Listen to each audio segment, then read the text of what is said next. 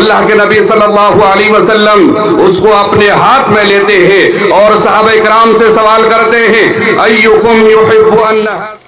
علماء کرام کی فہرست بڑی لمبی ہے، میں 5 منٹ کے لیے آپ کے بیچ کھڑا ہوا ہوں اور 5 منٹ میں آپ کو ایک میسیج دینا چاہتا ہوں. سورۃ الاعلیٰ آیت نمبر 17 کی میں نے تلاوت کی ہے. اس آیت کریمہ کو سامنے رکھ کر دلائل کی روشنی میں چند باتیں آپ سامعین تک پہنچاؤں گا. اللہ سبحانہ و تعالی ہم سب کو کہنے اور سننے کے ساتھ ساتھ عمل کی توفیق عطا فرمائے.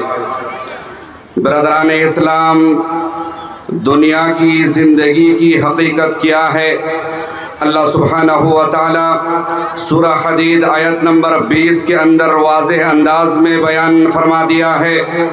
فرمان الہی ہے اعلموا انما الحیات الدنیا لعب ولہو وزینہ وتفاخر بینکم وتکاثر فی الاموال والاولاد.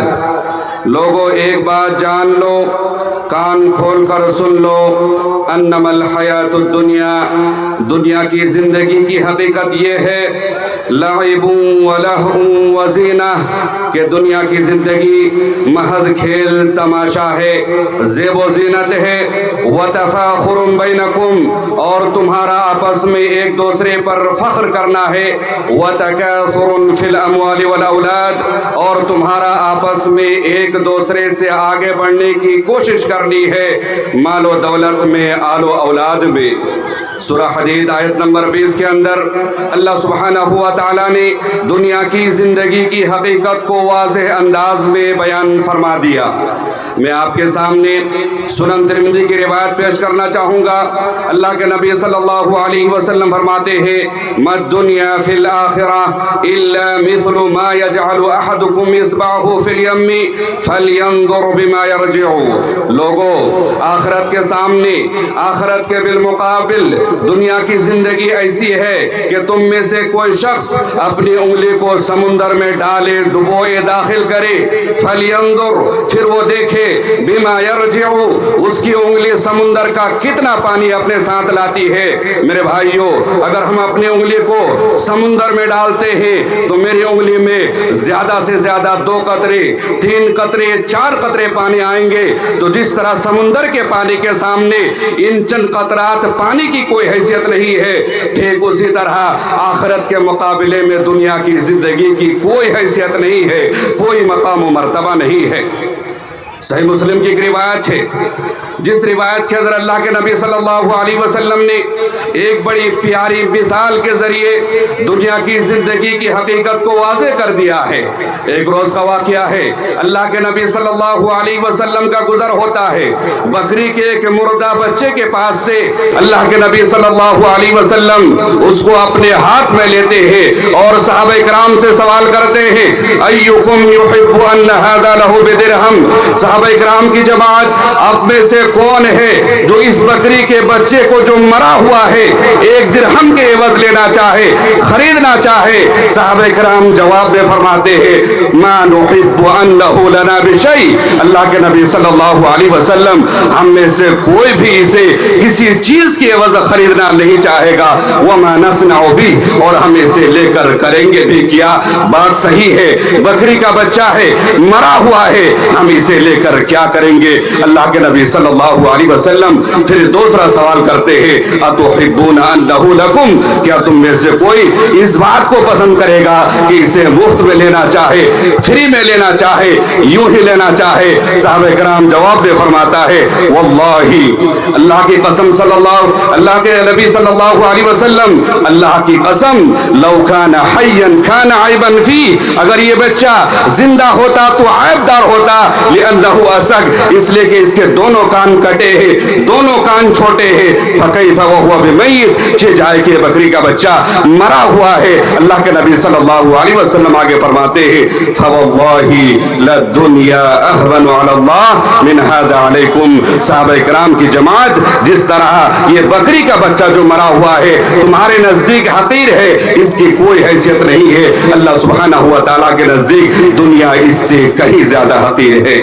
تو میرے بھائیوں ایک پیغام آپ کو دینا چاہوں گا کہ ایک مومن کی زندگی کا مقصد کیا ہو, ایک مومن بامقصد زندگی کیسے گزارے. ایک مومن کی زندگی کا مقصد ہو آخرت کی تیاری, ایک مومن کی زندگی کا مقصد ہو آخرت کی کامیابی, ایک مومن کی زندگی کا مقصد ہو رب کی خوشنودی کو حاصل کرنا.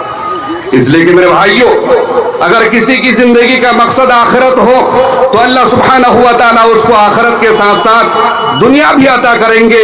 لیکن اگر کسی کا مقصد صرف اور صرف مال و دولت ہو, روپیہ پیسہ ہو, تو اللہ سبحانہ و تعالیٰ اس کو اس کی محنت کے بقدر دنیا تو دے دیں گے, لیکن ایسے شخص کو آخرت میں سوائے دوزخ کی آگ کے کچھ نہیں ملے گا. ایک دو دلیل میں پیش کروں گا, اس کے بعد میں اپنی بات ختم کروں گا. سورہ ہود آیت نمبر 15 اور 16 کے اندر اللہ سبحانہ و تعالیٰ کا فرمان ہے, من کان یرید الحیات الدنیا وزینتها نوفی الیہم اعمالهم فیہا وهم فیہا لا یبخسون. کہ جس شخص کا ارادہ, جس شخص کا ہدف, ٹارگیٹ اور مقصد دنیا کی زندگی ہو, وزینتها اور دنیا کے زیب و زینت ہو, نوفی الیہم اعمالهم فیہا تو ہم دنیا ہی کے اندر ان کے اعمال کے پورے پورے بدلے دے دیں گے.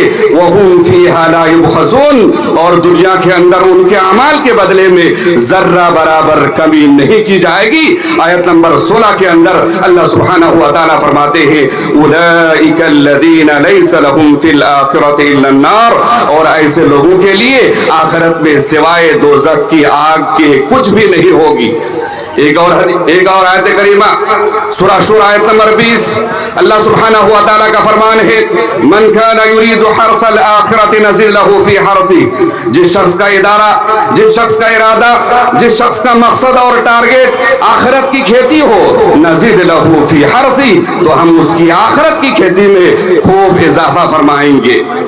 ومن کان یرید حرث الدنیا, اور جس کا ارادہ صرف دنیا کو حاصل کرنا ہو, مال و دولت, روپیہ پیسہ, نؤتیہ منہا تو ہم اس کو دنیا میں سے کچھ دے دیں گے. وما لہ فی الآخرۃ من نصیب, اور ایسے شخص کے لیے آخرت میں کچھ بھی حصہ نہیں ہوگا. برادران اسلام, اس مختصر تقریر کے ذریعے آپ سامعین تک یہی پیغام پہنچانا چاہوں گا کہ ایک مومن کی زندگی کا مقصد ہرگز ہرگز ہرگز روپیہ پیسہ, مال و دولت نہ ہو, بلکہ ایک مومن ہمیشہ اپنی آخرت کی تیاری کرے, اپنی آخرت کو کامیاب بنانے کی کوشش کرے, رب کی خوشنودی حاصل کرنے کی کوشش کرے.